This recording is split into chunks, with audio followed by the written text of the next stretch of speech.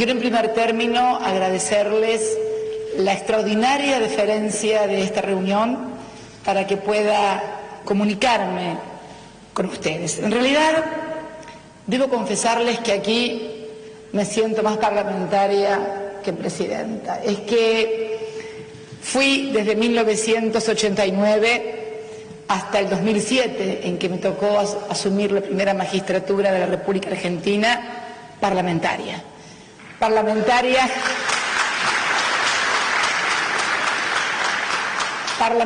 primero en mi provincia y luego parlamentaria en el órgano nacional. Nosotros tenemos un poder parlamentario, un Congreso representado por dos cámaras, una de senadores y una de diputadas, y por las dos pasé. Fui diputada nacional, primero senadora nacional, luego diputada nacional, luego nuevamente senadora nacional y finalmente presidenta de la República, y uno de los gobernadores que me acompaña también fue senador conjuntamente conmigo. Así que realmente me siento como en casa frente a los parlamentarios. Y mi primer, no mensaje, porque los mensajes siempre parecen que alguien es muy importante y entonces tiene derecho a decir cosas, sino mi primer reconocimiento a todos los partidos políticos que integran este cuerpo es para la reconstrucción de la democracia y de las instituciones en Angola. Recién mencionaba el señor presidente cuando finalmente en el año 2002 cesó la guerra civil que enfrentara el país por casi 22 años. Quienes han pasado por una guerra o quienes hemos pasado también por largos periodos sin democracia en nuestro país, porque se desarrollaban en él escenarios de la Guerra Fría, como también sucedió aquí en Angola, sabemos de los valores insustituibles e irreemplazables que tiene la democracia, la participación popular, la voluntad libremente expresada para elegir presidentes, diputados, para poder como instrumento, como ese gran instrumento que es la democracia, lograr el objetivo final, que es precisamente la de construir una sociedad más justa, más equitativa, más inclusiva. Saludo también, porque no podía dejar de hacerlo, y discúlpenme los hombres, me voy a dirigir a mis compañeras de género. Quiero felicitar también a esta asamblea por la altísima participación de las mujeres en su seno, similar a la que tenemos en nuestro país. Nosotros estamos superando, a pesar de que tenemos una ley que obliga al 30% de la participación de la mujer, en realidad estamos superando el 40% de la participación de la mujer en nuestros parlamentos. 2 mujeres gobiernan nuestras provincias y 2 mujeres también integran el más alto Tribunal de Justicia, además de ser la primera presidenta mujer y la primera reelecta también en la historia de la República Argentina, que dan cuenta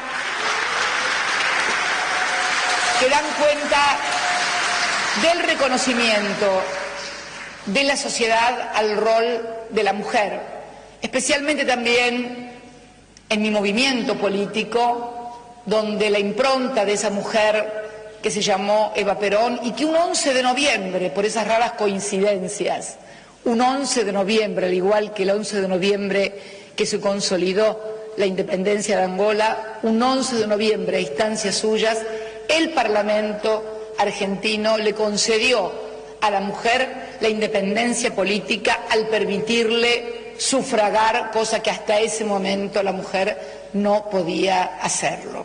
Por eso, tantas identificaciones con esta Angola, como decía hoy en mi primera intervención junto al presidente Dos Santos por la mañana. Yo era muy joven, muy joven, 20, 21 años, 18, 19, recién terminado la escuela secundaria, ingresada en la facultad, y mirábamos en ese mundo diferente de cambio, de transformaciones, lo que era la lucha por la independencia angoleña, donde también un argentino como el Che Guevara participó junto a las fuerzas angoleñas para lograr la independencia. Y me acuerdo la figura del doctor Agostinho Neto como también uno de los emblemas de esa África que se desprendía y destruía los lazos coloniales que nosotros habíamos logrado en el siglo anterior y en el siglo XIX. Yo hablo también de la necesidad, y sigo hablando constantemente, de nuestros pueblos en esta convergencia no solamente de economías complementarias, sino de objetivos comunes, porque somos un país emergente, la Argentina, y es Angola, un país en reconstrucción. La necesidad también que tienen nuestras sociedades de construir una segunda independencia. La primera independencia fue aquella que nos ayudó a librarnos del yugo colonial. Medio orbe, o todo el orbe, estuvo dominado apenas por un puñado de naciones que dominaban bajo formas colonialistas el mundo. Pero luego vinieron otras formas de subordinación, tal vez no tan visibles, tal vez no tan palpables, tal vez no tan verificables, como era tener al gobierno de un colonizador y la relación que se produce entre colono y colonizador, sino también otras formas más sutiles de subordinación económica, de subordinación cultural, que se traduce en atraso para nuestros pueblos, en dependencia tecnológica, en falta de desarrollo de fuentes alternativas de trabajo. Y yo creo que los países emergentes y también el África debemos estar unidos en una lucha sur-sur para lograr esa segunda independencia que asegure a nuestros pueblos el derecho al trabajo digno y a la inclusión social y definitiva de trabajadores, de mujeres, de jóvenes y de todas las minorías. Esto es lo que nos ha movido a nosotros y me llama también la atención las dos fechas, el 2002 cuando cesa la guerra civil aquí y en mi país en el 2001 que casi hay una guerra civil a partir de la desintegración que sufrió con una crisis económica sin precedentes y con características muy similares, casi idénticas, diría yo, a las que hoy vemos algunas naciones del viejo mundo. Y todo debido a qué? A que nos habían convencido, a partir de la caída del muro de Berlín, que el Estado no servía para nada y que el mercado todo lo solucionaba, que era el gran solucionador de conflictos y el gran asignador de recursos. Pero además de este endiosamiento del mercado surgió algo peor todavía, que fue la falta de control absoluto sobre el sector financiero y que hizo que primara la ganancia financiera, la rentabilidad excesiva del sector financiero, que creyó que el dinero se podía reproducir a sí mismo sin pasar por el circuito de la producción de bienes y servicios, esto es, sin pasar por el trabajo, que es el gran generador de riqueza, el trabajo manual o el trabajo intelectual, que agrega conocimiento, que agrega investigación, que agrega desarrollo, cualquiera de sus variantes, pero es la figura del hombre en su intelecto o en su fuerza de manos la que crea las riquezas de las naciones y no los bancos que acumulan en sus cajas fuertes divisas que luego existen únicamente en los asientos contables o virtuales de las computadoras, pero que cuando llega el momento de la verdad no están y son los estados los que tienen que salir a hacerse cargo de los desaguisados del mercado. Esto pasó en la Argentina y esto está pasando en el mundo.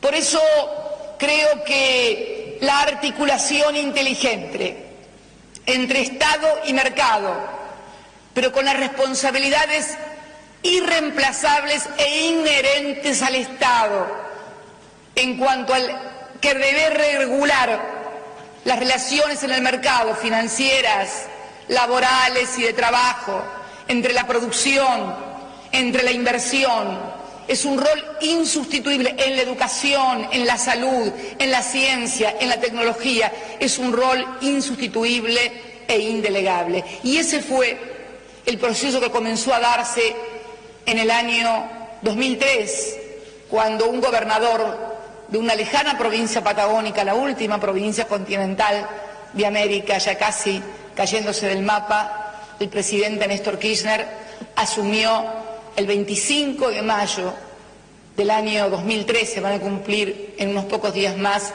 9 años, la presidencia del país con apenas el 22% de los votos en un país absolutamente devastado por la crisis económica, social y cultural más importante de la que se tenga memoria en las últimas décadas en mi país. Y nos abocamos a lo que siempre sostuvimos, a que debíamos agregar valor a nuestra producción, a que debíamos centrar en la producción y en la educación los pilares básicos del desarrollo de una nación. También el desendeudamiento, un endeudamiento que había llevado a la Argentina con las políticas del consenso de Washington y del Fondo Monetario Internacional al desastre del 2001. Nos abocamos a una política de desendeudar el país, reestructurar la deuda soberana, pagarle al Fondo Monetario Internacional, negarnos a ingresar al sistema ALCA porque éramos y somos y seremos siempre parte del Mercosur porque eso es lo que somos, suramericanos, reafirmar nuestra identidad. Hoy hablábamos con el presidente Dos Santos también la importancia de integrar sur-sur las organizaciones que se están conformando en materia aduanera aquí también ya existentes en África conjuntamente con el Mercosur. Nos abocamos también a la restitución de los derechos humanos, emblema y bandera de nuestro país y que nos muestra como ejemplo en el mundo, luego de una dictadura realmente que arrasó con la vida, con las instituciones y con el patrimonio de miles y miles de argentinos, reparación histórica. Y al mismo tiempo un proceso de reindustrialización del país. La Argentina supo ser el país más industrializado de América después de los Estados Unidos durante la década del 50, cuando gobernaba mi partido. Luego comenzó, después de un golpe de Estado, esos golpes de Estado que debemos condenar enfáticamente, porque todos tenemos que tener la certeza, y yo quiero repetirlo una y mil veces, no hay posibilidad de desarrollo, no hay posibilidad de crecimiento, no hay posibilidad de inclusión ni de respeto del resto de los países del mundo si no se gobierna y se respeta a los gobiernos democráticos surgidos de la voluntad popular. Esto es clave,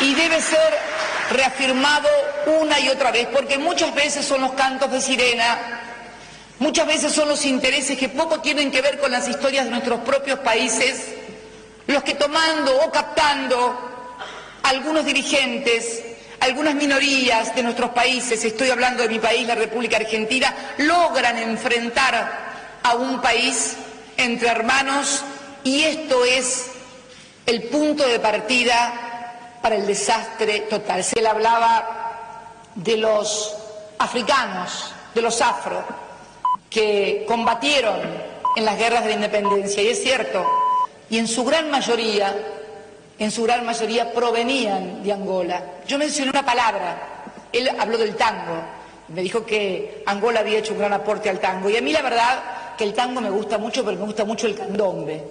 Y ahí me enteré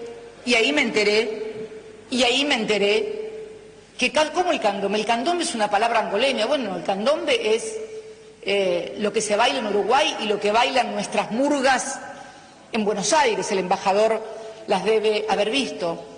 Y me dice, candombe es que en realidad gran parte de la población afro que vivía en Buenos Aires, allá en el virreinato del Río de la Plata, durante el año 1770 y pico, y de acuerdo a censos que hacía el virrey de entonces, como comentaba, el 50% de la ciudad de Buenos Aires y de la campaña aledaña era población negra, y en su gran mayoría angoleña, porque estaba la plaza de Montevideo, donde también Brasil venía y vendía a sus esclavos. Y fueron también afros los que encabezaron las vanguardias de la lucha por la independencia. Fue el descendiente de una esclava negra africana quien le salvó la vida al general José de San Martín en la batalla de San Lorenzo, el sargento Cabral, que hoy lleva su nombre, que es una figura emblemática de la República Argentina. Es el nombre de la escuela de suboficiales del ejército argentino, que se llama Sargento Cabral, hijo, descendiente de una esclava africana. Y Falucho, envuelto en la bandera argentina, el negro Falucho, muerto también en el puerto del Callao. Y si tenía alguna duda, cuando estaba entrando aquí, a este Parlamento, había un par de músicos que estaban tocando un instrumento. Y yo pregunté, ¿cómo se llama? Marimba, me dijeron. Marimba. Bueno, yo quiero decirle que desde chica escuché en mi casa, te van a dar una marimba, porque era símbolo de que te van a dar una marimba como símbolo que te iban a dar una paliza. Así que miren si... lo de marimba me impresionó. Ahí ya directamente dije, clic. Eran ellos los que estaban allá, absolutamente, porque mi madre y mi padre eran hijos de españoles. ¿De dónde venía esa palabra marimba? Venía desde el ADN de nuestra patria, que se conformó con españoles, con negros, con mulatos, con mestizos. Esa es la Argentina y esa es Latinoamérica, el mestizaje del que también habla otro gran amigo mío, como es Hugo Chávez Frías, a quien le deseamos también una pronta recuperación de su salud. Por eso, mis queridos colegas, permítanme decirle colegas, a lo mejor hay entre ustedes algún futuro presidente también, así que doblemente que no me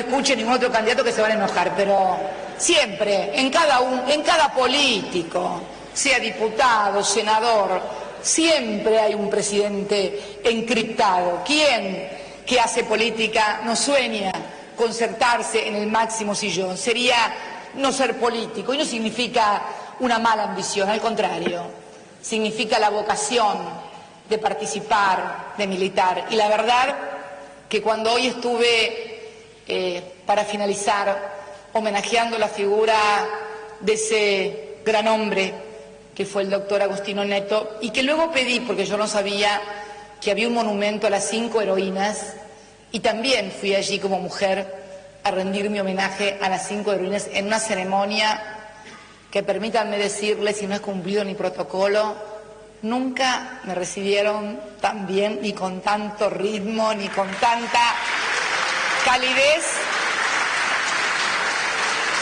Es algo que se ve, está en el ADN, y uno lo siente cantar y bailar y no puede dejar de moverse de un lado al otro. Hasta recién, cuando aplaudían, decían, me encantó, me encantó. Voy a decirle a los nuestros que tomen cuenta que es muy lindo, es muy cálido.